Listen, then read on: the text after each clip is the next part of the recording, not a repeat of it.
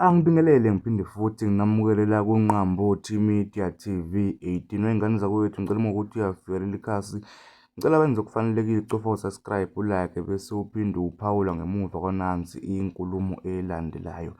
Uphumelo Obala oyibiza ngomfowabo kaGugu uDlamini nokuyinsizwa laphana okanye ubaba owaboshelwa icala le-rape elithinta ukuthi wadlwengula ingane kadadewabo uNtuzi okuwumshana wakhe. Kanti-ke umfowabo kaGudlamini uSephumela Obala waphawula ngalolu daba olutrendayo ey'nkundleni zokuxhumana. UDlamini lo umfowabo ophawule kulolu daba uthi uyamangala nje ukubona lezi ndaba sey'trenda ey'nkundleni zokuxhumana, abantu belokhu bethi uGugu leli cala akalenzanga. Enkulumeni yakhe ephawula ukuvezile ukuthi uGugu leli cala walenza ngoba bona bewumndeni bahlala naye phansi balukhuluma lolu daba ngemuva kokuthi engene ejele. Kodwa-ke wey'ngane zakwethu, ngale nje ukukhuluma kakhulu, ake nawe ubambe nansi inkulumo uyizwele.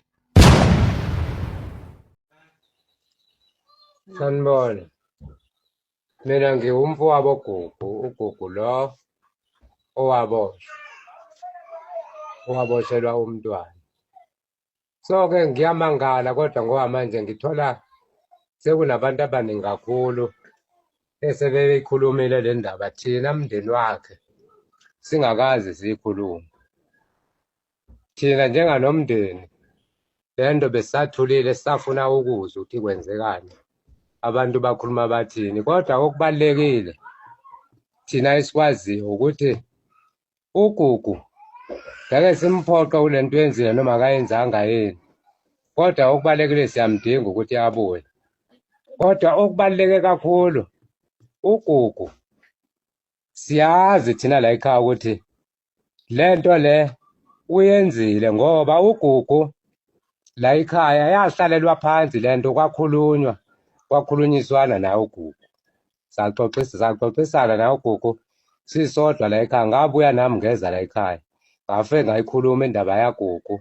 Kwangazi ukuthi uGugu uyezwa ukuthi siwumndeni le nto zafanele siyegqume sisonke siwumndeni, uGugu ahlawule ngaleyo ndlela azohlawula ngayo. Kodwa-ke manje ngendlela uGugu aseyibeka ngayo le ndaba, asazi noma mhlawumbe uzama ukuzivikela yini ekuthenini isikhathi sakhe uma ukuthi siyafika kube ukuthi umuntu ongenaphutha. Kodwa nginesiqiniseko sokuthi ingane ena-9 years ingeke leyo ngane leyo ikhulume into engekho. Uma wakhe lo ekukhulunywa ngaye wayengekho, engahlali kwala ekhaya, eganile eleplenile, engekho lana. Ingane la ekhaya ibihlala naye uGugu, noma nobaba behlala bonke la ekhaya bona. So-ke ngaleyo ndlela enjalo ingane uma ifika uma wayo isho ukuthi ihlukunyeziwe la ekhaya, ihlukunyezwa uGugu. Angicabangi ukuthi uma wayo kwakufanele ngaleso sikhathi leso yena uma wakhe aphikisane nento eshiwo ingane, ngoba uma ephikisana nento eshiwo ingane, uphikisana kanjani engazi lutho yena kufanele athathe into ekhulunywe yingane kube yiyona ekhulunywa ngayo. Sakhuluma-ke thina, ingane sayeseka ingane naye uGugu, sixoxisana. uGugu akazange abe nayo inkinga ngaleso sikhathi. Ekugcineni ingane mazihanjisiwe la ekhaya ingasekho la ekhaya, uGugu usethatha imikhonto, uselwa manje nonina wengane uGugu. Uma eselwile nonina wengane, unina wengane yilona langa ambopha ngalo lelo. Sasingasekho-ke thina-ke ngaleso sikhathi, asizange sikubone lokho. Kodwa sinesiqiniseko sokuthi uGugu akangaligezi igama lakhe, aligeze ngomunye umuntu, ngoba manje umuntu osemubi la unina wengane. Noma ubani ozele ingane yakhe ngeke angayivikeli ekugcwelezweni umuntu wasekhaya, noma ngani wasekhaya. Umuntu kumele ingane ivikelwe, inamalungelo ingane.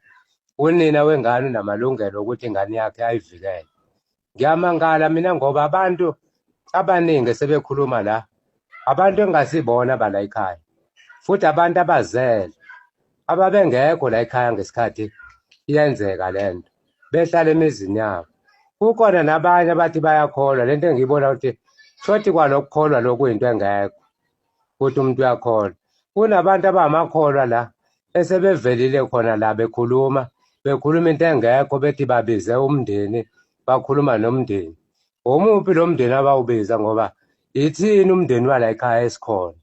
Akekho omunye umuntu owumndeni wala ekhaya. Kwakufanele ngabe phela yithina esibiziwe azokhuluma nathi.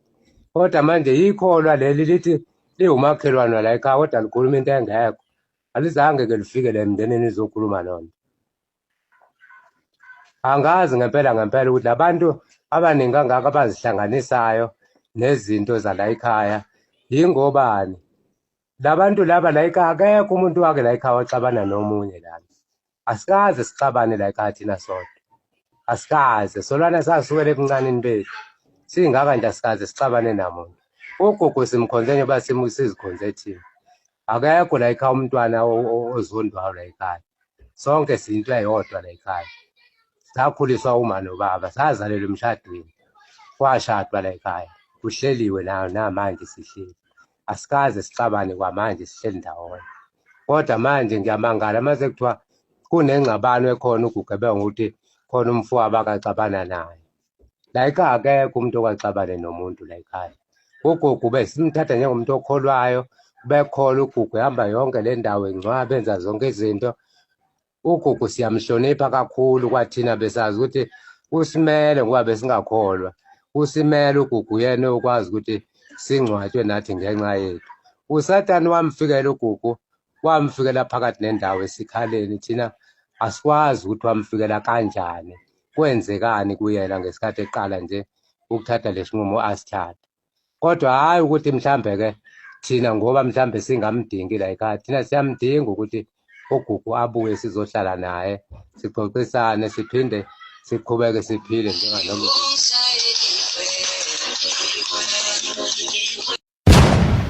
Injalo-ke indaba oyingane zakwethu njengoba nawe la uyizwela umfowabo kaDlamini ichaza zonke lezi ndaba ezichazayo ngodaba oluthinta uGugu umfo kaDlamini oboshiwe ejele futhi owaboshwa ngo-2009 eboshele lona icala elithinta i-rape njengoba kusekuvele iy'ndaba zokuthi wadlwengula umshana wakhe. Kanti-ke umlando uveza iy'ndaba zokuthi uGugu wayewumuntu o-right endaweni ehlonipha futhi esonda.